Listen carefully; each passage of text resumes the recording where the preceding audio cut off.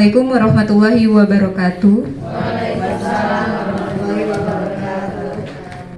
Terima kasih Bapak, Ibu sudah meluangkan waktu untuk mengikuti kegiatan berbagi praktik baik ini. Pada kegiatan hari ini, kita akan mendengarkan cerita praktik baik yang akan disampaikan oleh Bapak Hari Evan Christian selaku sahabat teknologi Sumsel tahun 2023.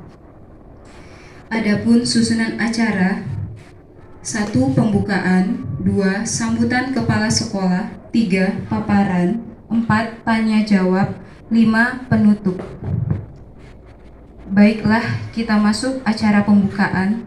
Untuk membuka kegiatan kita, marilah kita membaca basmalah. Bismillahirrahmanirrahim. Selanjutnya, sambutan Kepala Sekolah SD Negeri 6 Martapura, dipersilahkan. Baiklah, Assalamualaikum warahmatullahi wabarakatuh. Selamat siang untuk kita semua. Alhamdulillah Bapak Ibu, pada hari ini kita masih diberi kesehatan untuk dapat melaksanakan atau kita berkumpul di ruangan ini, melaksanakan untuk melancarkan pekerjaan teman kita, yaitu Pak Hari, yang saat ini beliau mengikuti mulai dari awal ada tes pembatik ya Pak Hari, sudah mengikuti alur-alur sehingga lululah sampai pada saat ini. Dan saat ini pun dia akan merebutkan 5 besar se-Indonesia ya. Oh, 1 provinsi, jadi 5 besar yang akan diambil.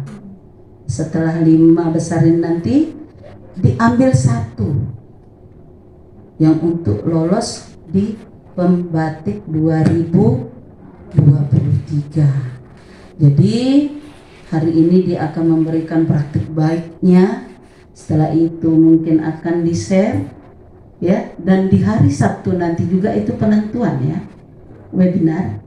Nah, di saat situlah nanti akan ada pemilihan. Maka dihimbau untuk kita semua, ayo ikut daftar ya. Kita akan lihat bagaimana penampilan teman kita ya. Di saat itu akan dinilai. Alhamdulillah SD kita ada yang muncul, ibu juga tidak nyangko-nyangko ya. Memang harusnya seperti inilah, lagi muda laju kita berkarya. Jadi ada saatnya yang lain ya. Mari kita ikuti dari praktik baik Pak Hari ini. Demikian, wassalamualaikum warahmatullahi wabarakatuh.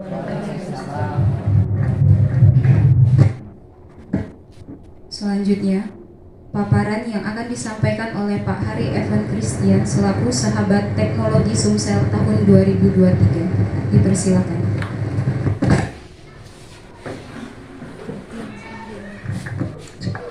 Ya, baik Bapak Ibu, selamat siang Bapak Ibu semuanya. Ya, terima kasih sebelumnya karena sudah meluangkan waktu untuk kegiatan kita pada hari ini, di mana saya akan membagikan cerita praktik baik saya ya, dalam melakukan proses pembelajaran di kelas yang mana sebagai tugas akhir dari kegiatan Pembatik 2023. Jadi saya akan bercerita sebentar bahwa pembatik itu adalah kepanjangan dari pembelajaran berbasis TIK. Jadi bukan pembatik yang membuat baju batik. Nah, dalam pembatik ini ada 4 level yang harus diikuti, dari level 1, level 2, level 3 sampai level 4. Nah, pada level 4 ini yang diambil hanya 30 orang dari setiap provinsi. Jadi dari setiap kabupaten yang mendaftar itu nanti akan dinilai setiap levelnya dan diambil 30 besar. Dari 30 besar itu nanti diambil lagi 5 besar dari hasil kegiatan seperti berbagi praktik ini. Nah, dari 5 besar itu nanti diseleksi untuk menjadi namanya Duta Teknologi Kemdikbudristek. Nah, untuk seleksinya saya juga belum tahu bagaimana karena juga baru pertama kali. Untuk Lombok Timur itu sudah ada 1 Pak Wahyu Hidayat. Kalau Bapak Ibu kenal Pak Wahyu Hidayat, saya juga kurang tahu dia ngajar di mana. Oh di itu ya. Nah, di SDIT itu dia pernah menjadi duta teknologi Sumsel. Dia mewakili Sumsel tahun 2021. Tugasnya duta teknologi itu sebagai mitra Kemdikbudristek dan juga mitra dari Pemda seperti itu. Sama seperti ya guru penggerak seperti itu Bapak Ibu. Nah, baik, di sini saya akan mulai saja. Di sini praktik baik saya berjudul optimalisasi pembelajaran Ampera. Apa itu Ampera? Aktif, mandiri, peraih juara dengan menerapkan model pembelajaran problem based learning, pembelajaran berbasis masalah yang memanfaatkan platform Merdeka Mengajar. Nah, baik. Nah, alasan saya melakukan praktik baik ini itu yang pertama, karena pembelajaran itu artinya adalah interaksi aktif peserta didik dan pendidik dalam proses belajar di kelas, sehingga memungkinkan kegiatan belajarnya harus menerapkan prinsip yang namanya student center, pembelajaran berpusat pada murid. Nah, sejauh ini pembelajaran yang dilakukan guru di kelas itu masih monoton. Monoton di sini artinya guru masih menggunakan metode konvensional seperti ceramah secara terus-menerus atau berulang-ulang. Nah, metode ceramah ini sebenarnya tidak salah dan tidak jelek. Namun, karena kebanyakan guru sering melakukannya secara terus-menerus dan berulang-ulang, sehingga mengakibatkan proses pembelajaran di kelas itu, ya murid cepat bosan atau murid motivasi belajarnya rendah. Nah, kemudian juga situasi dari hasil belajar peserta didik itu rendah jika dilihat dari asesmen formatif. Nah, dan selanjutnya juga motivasi belajar peserta didik rendah, mereka cepat bosan belajar di kelas. Hal ini berkaitan dengan poin yang kedua tadi, karena ya guru saya di kelas selama ini mengajarnya monoton, artinya metode yang digunakan seperti itulah sehingga murid ya cepat bosan. Nah, kemudian selanjutnya tantangan yang saya hadapi ketika melakukan praktik baik ini, yang pertama, saya harus menumbuhkan motivasi dan minat peserta didik saat belajar. Yang kedua, tantangannya mengkondisikan peserta didik saat belajar, seperti persiapan perlengkapan saat belajar, buku, alat tulis, dan alat pendukung lainnya yang dapat menunjang pembelajaran di kelas. Kemudian juga, pendidik dalam menerapkan pembelajaran yang inovatif membutuhkan peralatan teknologi yang memadai, karena di zaman sekarang sudah kebanyakan peserta didik kita itu sudah paham yang namanya gadget ya, atau teknologi. Nah, sehingga mereka tidak lagi manual menggunakan buku tulis dan paket pelajaran. Namun, ada permasalahan lain, kondisinya itu tidak semua peserta didik walaupun dia bisa bermain gadget, tapi tidak semuanya memiliki peralatan teknologi itu. Nah, dari tantangan itu saya melakukan aksi yang pertama yang saya lakukan itu pertama kajian literatur, mencari beberapa sumber dari penelitian orang dan jurnal orang tentang solusinya bagaimana cara memecahkan masalah yang ada di kelas. Kemudian merancang atau menyusun perangkat ajar. Nah, yang ketiga ini baru melakukan praktik ya. Saya salah ketik itu. Melakukan praktik pembelajaran di kelas.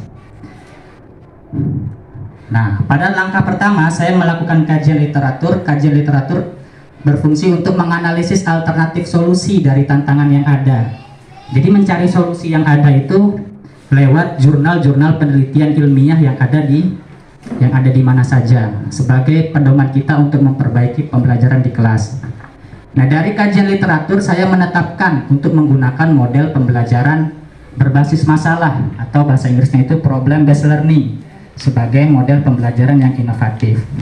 Nah, kemudian juga saya memanfaatkan salah satu platform teknologi pendidikan yang disediakan pemerintah, yaitu PMM atau Platform Merdeka Mengajar, sebagai sumber referensi dalam merancang perangkat ajar beserta media yang akan digunakan.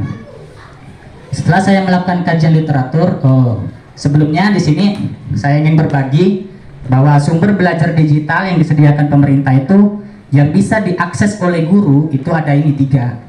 Akun Belajar ID, Platform Merdeka Mengajar, dan Rapot. Nah, sebenarnya banyak platform teknologi yang lain, tapi yang hanya bisa diakses guru itu tiga ini ya. Seperti misalnya ada juga platform Arkas, itu kan yang bisa mengelola hanya admin seperti itu. Tapi untuk guru tiga ini saja. Ya, manfaatnya banyak sekali. Contoh misalnya Bapak Ibu yang hobi mendesain pakai Canva. Nah, kalau Bapak Ibu masuk ke Canva pakai akun belajar, itu Bapak Ibu dapat paket premium. Artinya semua fitur-fitur premium yang ada di Canva itu bisa Bapak Ibu akses. Ya, kalau pakai akun pribadi kan terbatas kan. Misalnya template-nya yang bagus kayak gini harus daftar dulu, bayar dulu. Nah, kalau kita pakai akun belajar ID, kita bisa akses semua template-template yang bagus-bagus yang disediakan di premium ya. Oke, ini tadi platform digital yang disediakan pemerintah. Nah, setelah itu saya merancang dan menyusun perangkat ajar. Dalam merancang di sini saya memanfaatkan fitur yang ada di PMM, yaitu fitur perangkat ajar dan bukti karya sebagai referensi. Kemudian saya juga menggunakan platform digital lain, yaitu Quizzes sebagai media pembelajaran yang digunakan untuk melakukan asesmen. Sudah paham semua ya tentang aplikasi digital yang selain pemerintah tadi, yaitu Quizzes ya. Nah, ini adalah tampilan fitur dari PMM yang dapat dimanfaatkan oleh pendidik untuk menyusun perangkat ajar. Di sini yang bagian kiri ini adalah bagian untuk modulnya atau bahan ajar. Jadi Bapak Ibu bisa buka di PMM. Bapak Ibu download untuk LKPD-nya, untuk bahan ajar materinya, semuanya lengkap ada di fitur perangkat ajar. Kemudian yang di sebelah kanan saya ini ada bukti karya. Bukti karya itu adalah orang yang sudah membuat dan dibagikan lewat PMM. Ya, jadi kita bisa juga contek atau modifikasi. Ya, banyak sekali contohnya LKPD, soal-soal, media pembelajaran interaktif, kuis-kuis itu bisa. Nah, contoh yang ada di sebelah di ujung sana itu media interaktif yang sudah saya kembangkan kemarin di level 3 pembatik ya. Oke, lanjut. Nah, setelah menyusun perangkat baru saya mempraktikkan. Nah, dalam mempraktikkan di sini saya menggunakan model pembelajaran PBL ya. Seperti biasa Bapak Ibu ketika mengajar itu ada kegiatan pembukaan. Ya, kegiatan pembukaan seperti biasa kita biasanya mengajak siswa untuk berdoa, memotivasi siswa, persepsi, memberi semangat di siswa di awal pembelajaran. Nah, kemudian kegiatan inti. Dalam kegiatan inti inilah saya menggunakan langkah-langkah PBL tadi, pembelajaran berbasis masalah. Untuk langkah yang pertama di sini orientasi peserta didik pada masalah. Jadi guru memberikan suatu masalah yang harus mereka selesaikan melalui diskusi. Kemudian setelah memperkenalkan mereka, mengorganisasi peserta didik dalam kelompok kecil, membagi kelompok seperti itu Bapak Ibu ya. Dan yang selanjutnya baru membimbing peserta didik itu dalam berdiskusi supaya jangan sampai salah konsep. Nah, selanjutnya setelah membimbing, peserta didik mempresentasikan ke depan hasil dari diskusi. Dan langkah terakhir dari PBL itu menganalisis dan mengevaluasi proses pemecahan masalah. Jadi di sini pada tahap ini ya guru sudah mengambil alih pembelajaran. Jadi dia memberikan penguatan materi dari apa yang sudah didiskusikan oleh peserta didik sehingga tidak terjadinya salah konsep atau miskonsepsi seperti itu. Nah, setelah kegiatan inti, saya melakukan asesmen. Biasanya kalau kita memberi soal itu kan langsung di papan tulis ya Bapak Ibu ya. Nah, di sini saya memanfaatkan platform teknologi digital lain, Quizzes namanya. Nah, Quizzes di sini karena anak-anak tidak tadi dari kondisi tadi tidak semua punya HP, maka ada fitur menggunakan mode kertas, jadi seperti barcode. Nah, jadi Quizzesnya tadi soalnya saya buat di komputer, kemudian saya tampilkan ke layar, dan anak nanti menjawab dengan mengangkat barcode yang sebelah kiri. Jadi kalau jawabannya A, dia nanti diangkat kodenya harus tegak seperti ini misalnya. B harus kodenya seperti ini. Nah, kemudian juga selain menggunakan Quizzes, saya juga menggunakan media pembelajaran interaktif karena di sini fokusnya saya membelajarkan materi IPAS pada materi wujud dan perubahan zat, wujud zat dan perubahannya. Nah, di sini saya kembangkan kemarin medianya itu seperti buku interaktif yang bisa dibuka lewat laptop juga lewat HP tanpa harus menginstal aplikasi. Nah, Bapak Ibu kalau nanti mau coba-coba bisa akses lewat link ini. Bagaimana? Di sini saya akan perlihatkan sejenak saja.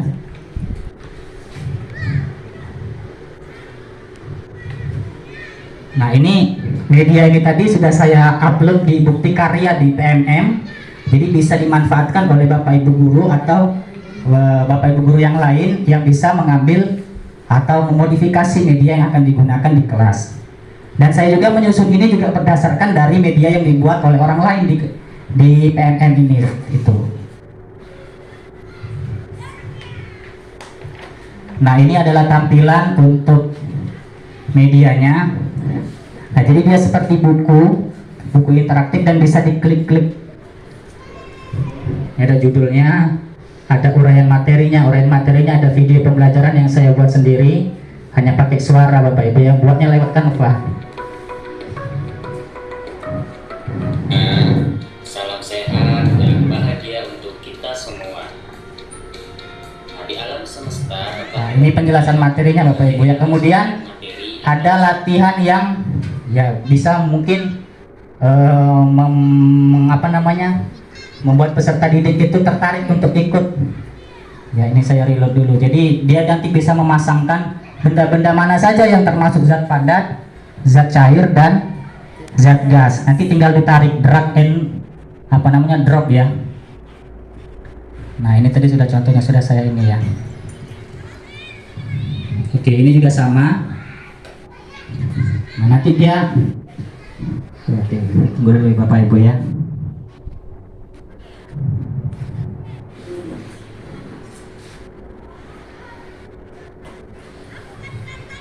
Nah, media itu tadi dapat Bapak Ibu unduh di bukti karya ya, di PMM.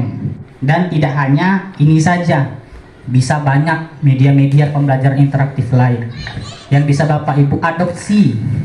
Ya, tentu tidak bisa kita contek sekaligus ya, bisa kita modifikasi seperti itu. Oke, saya lanjut dulu.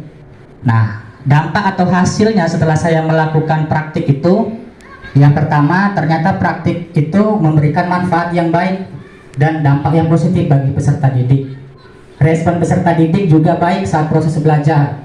Mereka merasa bahagia ketika belajar ya. Ketika kita kasih kertas yang selama ini mereka catat, dikasih kertas tunjuk-tunjuk, mereka antusias dan bersemangat. Nah, ini adalah umpan balik dari beberapa peserta didik ketika saya terapkan.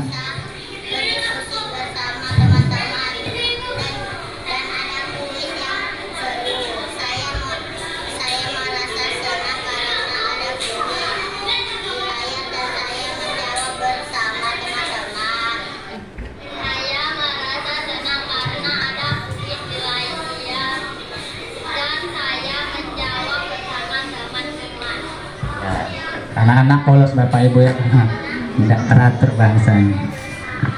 Ya. Jadi intinya mereka ya karena tidak biasa kita kasih kuis yang seperti tadi kan, mereka jadi senang dan tidak lagi bertanya Pak kapan istirahat Pak, sudah jam berapa, kan keseringan peserta didik seperti itu. Nah, jadi kesimpulannya Bapak Ibu dari praktik yang saya lakukan bahwa penerapan model pembelajaran PBL tadi ternyata dapat meningkatkan motivasi minat belajar peserta didik dengan memanfaatkan platform teknologi. Nah, seperti tadi bahwasanya ketika anak-anak tidak bisa membawa HP ya bisa diakali dengan pakai mode kertas itu tadi. Nah, di sini saya tidak bisa mencontohkan atau bagaimana penggunaannya, mungkin nanti di lain waktu saja sebagai ya pembelajaran jika Bapak Ibu mau. Nah, kemudian juga kesimpulan yang kedua, pemanfaatan platform Merdeka Mengajar juga ternyata memberikan dampak yang positif bagi pendidik dalam merancang pembelajaran di kelas. Jadi ketika kita mau merancang pembelajaran di kelas, mau cari bahan ajarnya, mau cari media-media seperti itu, semuanya tersedia di PMM. Bapak Ibu bisa manfaatkan semuanya di PMM dan ya kita modifikasi sendiri sesuaikan dengan keadaan di kelas, tidak harus diterapkan sepenuhnya di kelas seperti yang ada di PMM. Ya, baik Bapak Ibu, mungkin sampai di sini paparan dari saya terkait dengan cerita praktik baik yang saya lakukan di kelas. Ya, terima kasih Bapak Ibu atas perhatiannya. Ya, selamat siang.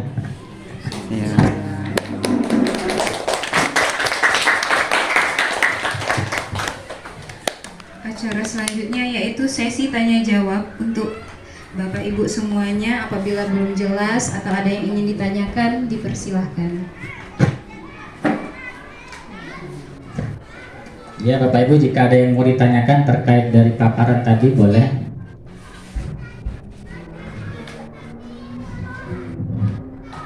Nah, ini tadi contoh kuisnya Bapak Ibu ya. Jadi kosong, jadi di bawah ini ada benda.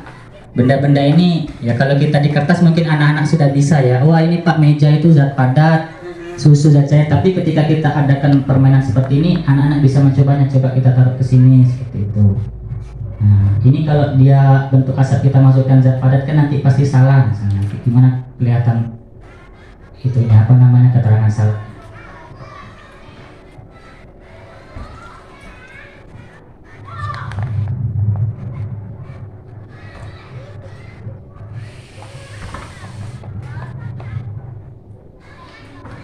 Ada yang nak bertanya tidak? Ada Bapak Ibu yang mau ditanyakan? Nah, misalnya sudah seperti ini kan mereka bisa cek nanti. Tapi Cek. mestinya memang harus pakai ini ya Pak. Iya. Ya makanya media ini tidak bisa saya gunakan di kelas karena keterbatasan tadi. Iya, Siswa tidak semuanya memiliki HP. Tapi bisa kita bagikan. pakai kertas. Kita bagikan ya mungkin lewat grup WA, misal dia bisa bermain sama orang tuanya. Nah, kemudian latihan yang kedua juga sama Bapak Ibu. Ini kegiatan peristiwa mencair, membeku, menyublim, mereka tinggal menarik-narik saja. Dan juga ada juga kuis yang lainnya di sini.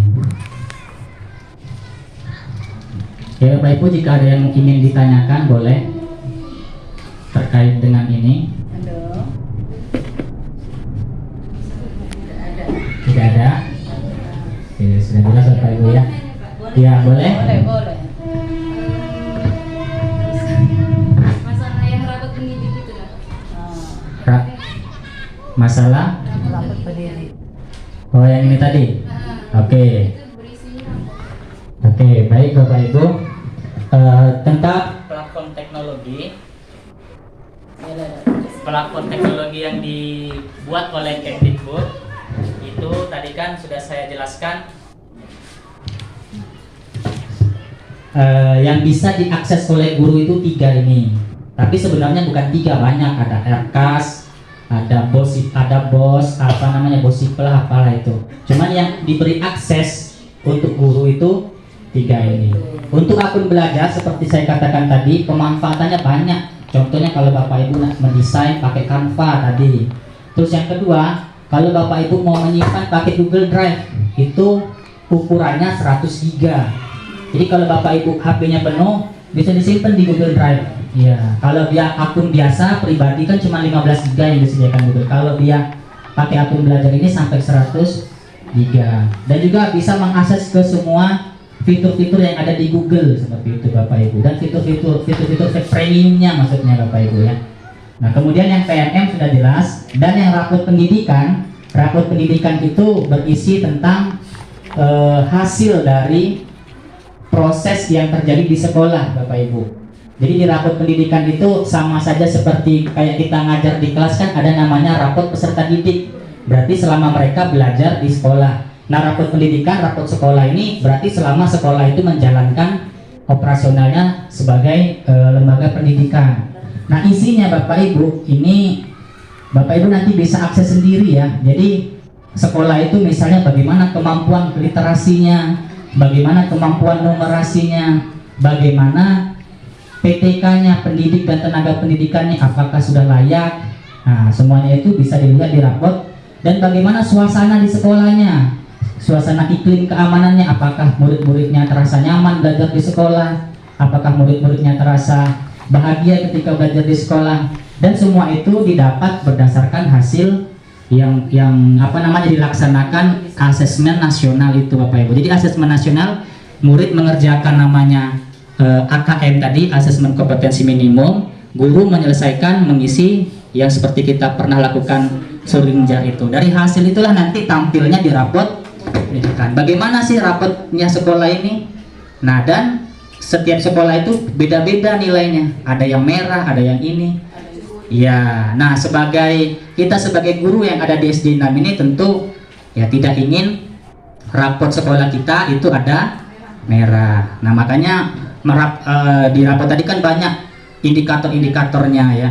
Mungkin di bagian PTK, bagian pendidik dan tenaga pendidikannya kita kurang ya. Kita sebagai guru ya kita tingkatkan, mungkin kurangnya pelatihan guru misalnya seperti itu. Dan kita giatkan untuk ikut pelatihan guru, atau misalnya guru yang kurang guru yang belum S1, tapi di sini kan rata-rata semuanya sudah S1 semua. Nah, itu nanti semuanya terlihat di rapot. Nah, Bapak Ibu bisa melihat sendiri kok, tidak harus pakai akun kepala sekolah atau akun admin, akun pribadi Bapak Ibu bisa mendownload. Download saja bisa dilihat nilai literasi sekolah kita berapa, numerasinya berapa, iklim keamanannya berapa, kira-kira sekolah kita masuk kategori aman atau sedang atau cukup, seperti itu. Dan tiap tahun itu dievaluasi terus. Jadi bisa saja rapot pendidikan kita tahun ini bagus, belum tentu tahun depan bagus lagi. Ya karena tadi berdasarkan hasil dari asesmen dari Surinjar yang kita lakukan beberapa hari yang lalu dan lain sebagainya. Ya mungkin itu Bu Tia yang dapat saya sampaikan.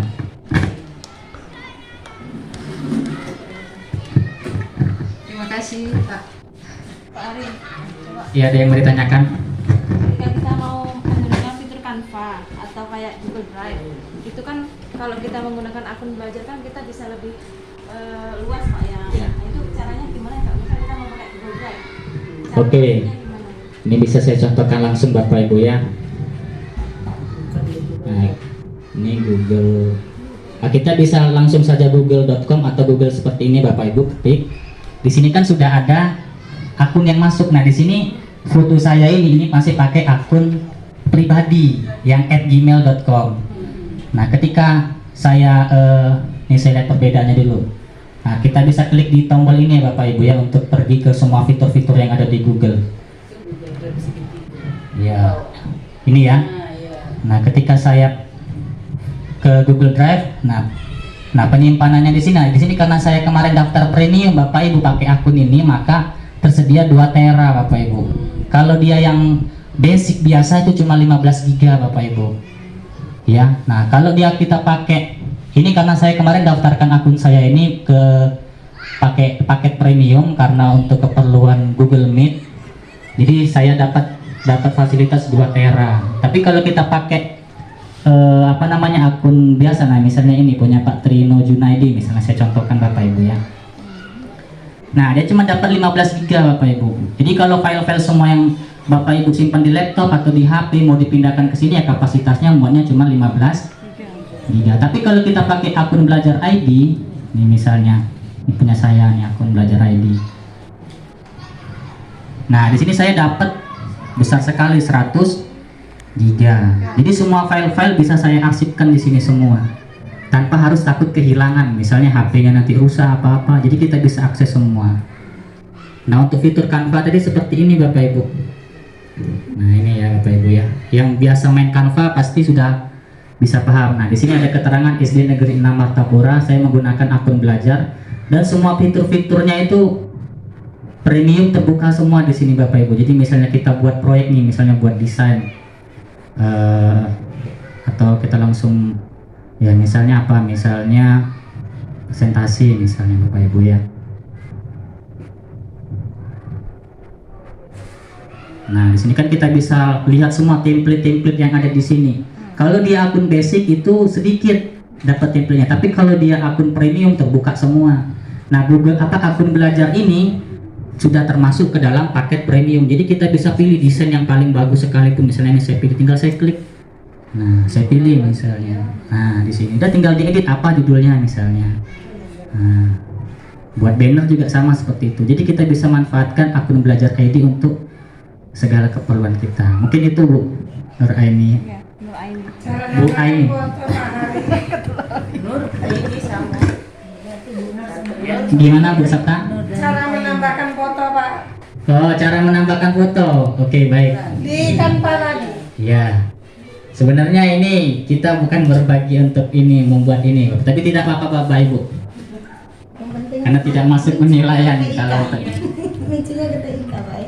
Ya, misalnya tadi ya, misalnya presentasi ini. Jadi kita tidak usah lagi pakai PowerPoint, pakai ini. Kalau di PowerPoint kan desainnya standar kan masih. Kalau ini sudah banyak Bapak Ibu, tinggal pilih. Nah ini.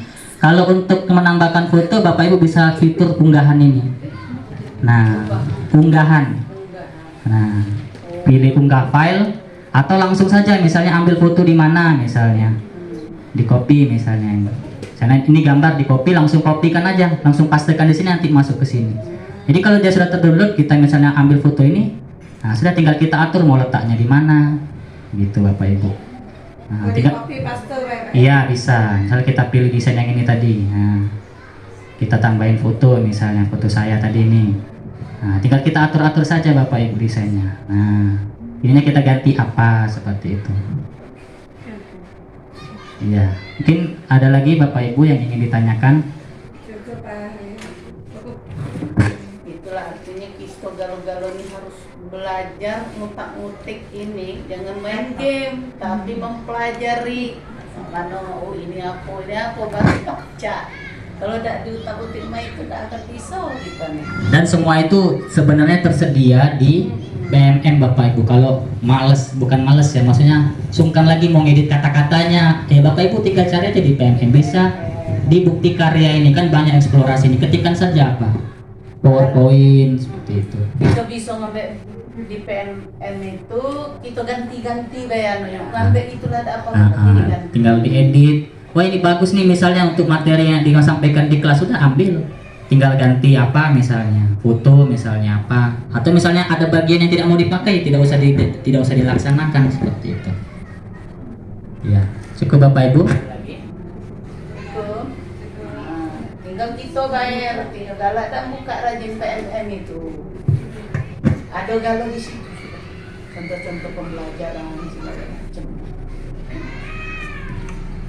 Oke, selanjutnya yaitu penutupan.